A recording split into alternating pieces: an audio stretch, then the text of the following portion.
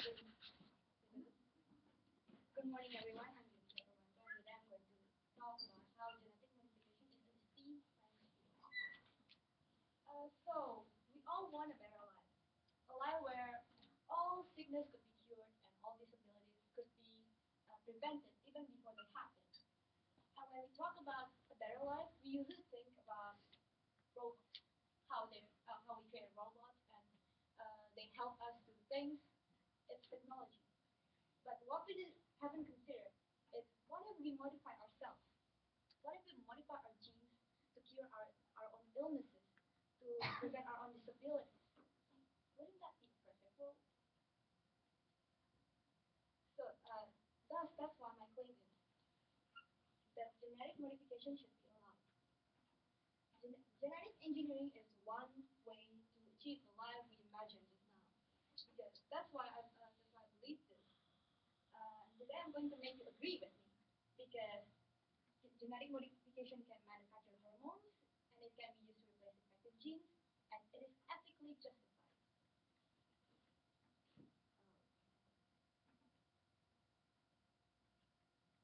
When you heard about hormones, the first thing that comes to your mind is probably a teenage boy watching indecent stuff in his television or TV, or a teenage girl crying. This is wrong. Uh, this is extremely misleading and also extremely sexist. Hormones is a chemical messenger.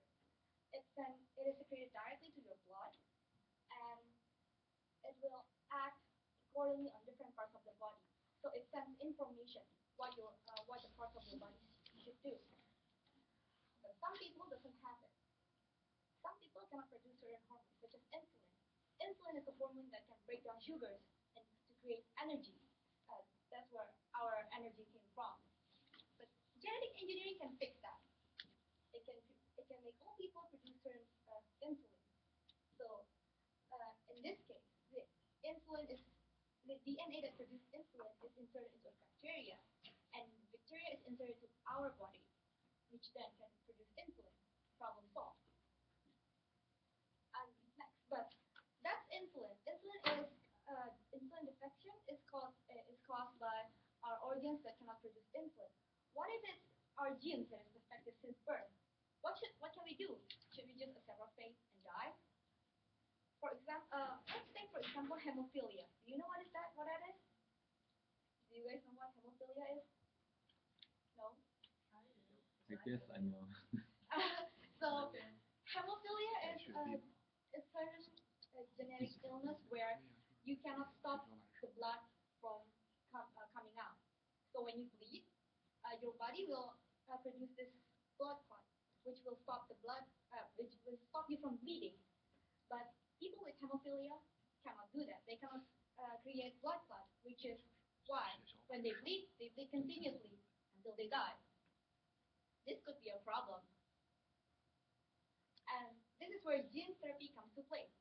Gene therapy is replacing faulty genes with healthy ones, knocking out the malfunctioning genes and adding a new gene.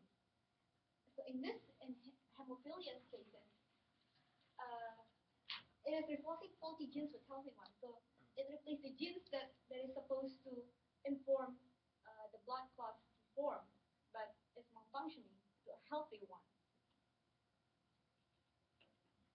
And by that, the people with hemophilia can finally produce blood clots and stop their bleeding. They will survive. But I think the problem that most people are concerned with is ethic problem. But let me ask you, what is ethics actually? Ethic is a set of social standards that determine right and wrong and will create taboos or certain expectations for us humans. But one thing people didn't consider is that society is ever changing and they're dynamic. So that's why ethics could be also changed and also is also dynamic. For example, this is Leonardo da Vinci.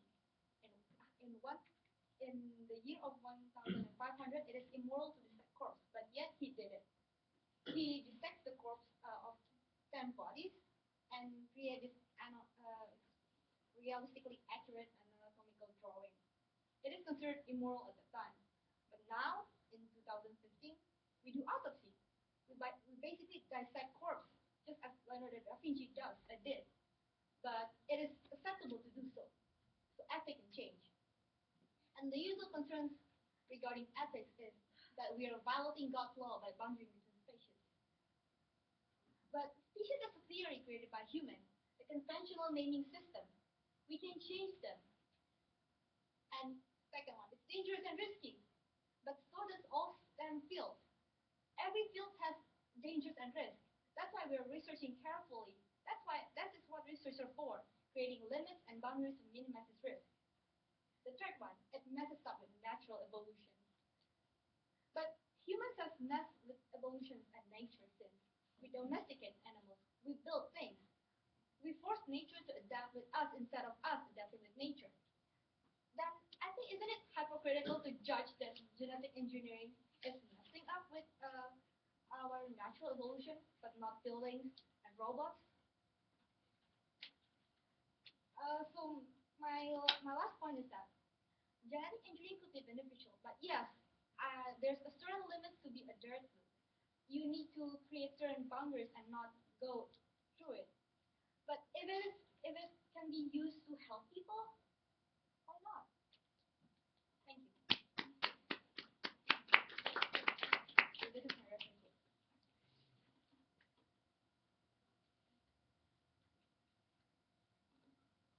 No, any questions? Oh yeah. Okay. Go ahead.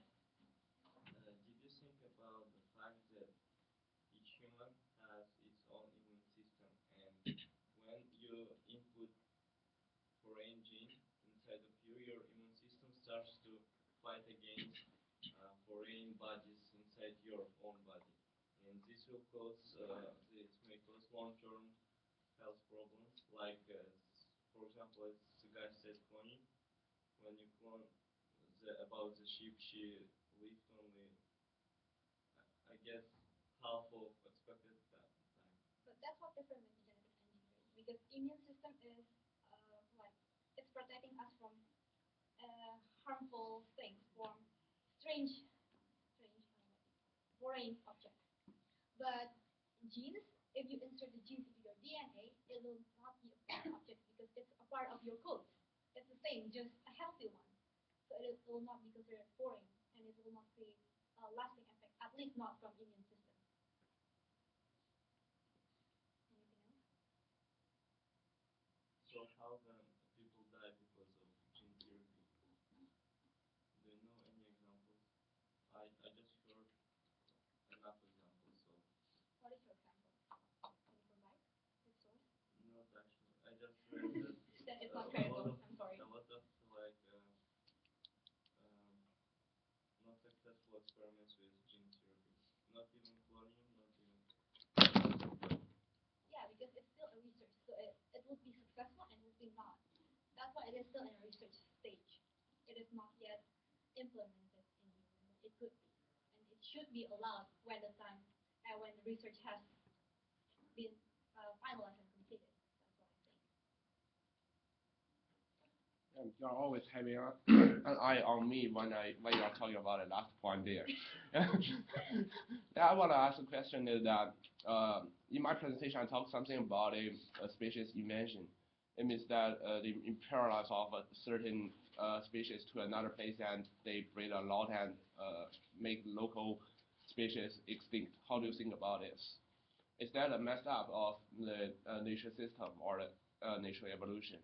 That could be both. That could be the cause from natural evolution, and that could be the cause of us messing with natural evolution. Because, like for example, there are certain species back there, and then the geography changed. Like certain area become one, and then the animals inside them fight for their dominance, and then one species become extinct. That is the cause of natural evolution. But we some species extinct is because of us, so it's because of us messing with evolution. So I think it's people. So do you think mankind can use their power in this kind of area that to change this kind of to make this kind of extinct? Is that proper for human being to do this or not? I think it is because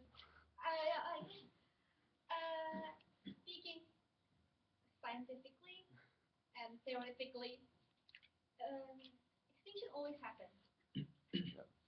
right? So you think the humans put their power in this kind of evolution is a part of natural selection or natural evolution, right? Yeah,